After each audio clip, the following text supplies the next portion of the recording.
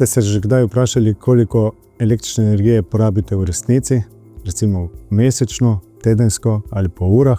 Z brezplačnim portalom Moj Elektro lahko jasno spremljate svojo porabo, stroške in načrtujete svoje prihranke. Portal smo vzpostavila elektrodistribucijska podjetja in operater Eles pod okriljem Gospodarskega interesnega združenja distribucije električne energije. Končnemu uporabniku omogoča dostop do merilnih podatkov vseh merilnih mest, na katerih je plačnik oziroma ima za njih pooblastilo, ne glede na to, na katerem koncu Slovenije so ta merilna mesta in kdo je njihov dobavitelj. Pri merilnih podatkih tako ima dostop do porabe, se pravi odjema iz omrežja električne energije, oddaje električne energije v omrežje, pri obračunskih podatkih dostopa do vseh podatkov in stroškov omrežnine in raznih prispevkov, ter pri merilnih mestih, podatki merilnega mesta, dostopa do, kako se napaja, se pravi hierarhija iz RTP-ja, kako se pri katerih vodu se določeno merilno mesto napaja, kak števec je gor, meroslovni žig števca, kdo je dobavitelj in tako dalje.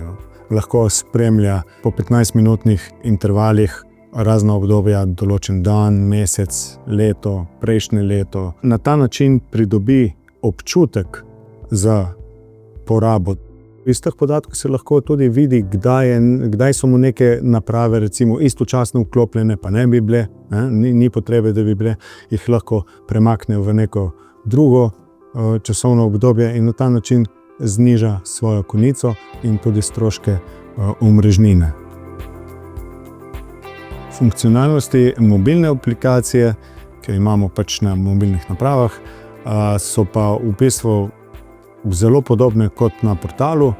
Izjema je le to, da na mobilni aplikaciji nimamo recimo modula za prožnost, modula za generiranje žetona za API storitve. Imamo pa tukaj dodaten modul push notification, se pravi obvestila, kjer se lahko uporabniki naročijo, tako da jih spominja na menjavo bloka, se pravi ob 7 zjutraj, 20 minut prej dobijo uporabniki na prednjo stran mobilne naprave sporočilo, čez 20 minut bo začel blok 1, recimo dražji blok, bilo kateri blok.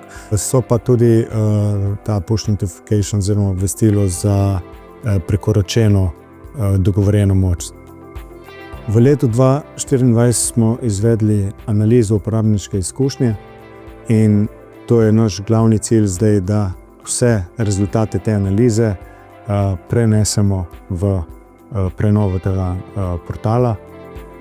Radi bi, da bi uporabnik čim bolj razumel to aplikacijo in na ta način naredili tudi bolj zanimivo za samega uporabnika.